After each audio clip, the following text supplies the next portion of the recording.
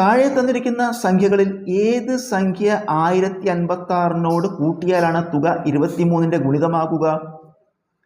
1056നെ 23 കൊണ്ട് നിശേഷം ഹരിക്കാൻ കഴിയില്ല. അതായത് 1056 23ന്റെ ഗുണിതമല്ല. 1056 23ന്റെ മൾട്ടിപ്പിൾ അല്ല. 1056 ഏതൊരു സംഖ്യ കൂട്ടിയാൽ ആ കിട്ടുന്ന ഉത്തരം നമുക്ക് 23 കൊണ്ട് അതിനെ നിശേഷം ഹരിക്കാൻ പറ്റും. അപ്പോൾ നമ്മൾ എത്ര കൂട്ടണം അതാണ് കാണേണ്ടത്.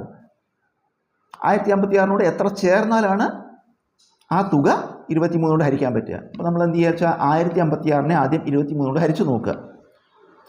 105ൽ 23 4 തവണ 4 3 12 ശിഷ്ടം 1 4 2 8 9 92. 105ന്ന് 92 കുറച്ചാൽ 13 കിട്ടും. അടുത്ത അക്കറക്കിയിട്ട് 6 136. 136ൽ 23 5 തവണ 5 × 23 115 വരും. ഇത് കുറയ്ക്കുമ്പോൾ 21 വരും. അതാണ് ശിഷ്ടം. അപ്പോൾ ശിഷ്ടം 21 വരുന്നുണ്ട്.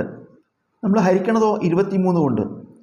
അപ്പോൾ 21ൻ്റെ കൂടെ ഒരു 2 കൂടി ഉണ്ടായിരുന്നെങ്കിൽ, അതായത് 23 ആയിരുന്നെങ്കിൽ നമുക്ക് ഒരു പ്രാവശ്യം കൂടി ഹരിക്കാൻ പറ്റും. 23ൽ 23 ഒരു തവണ.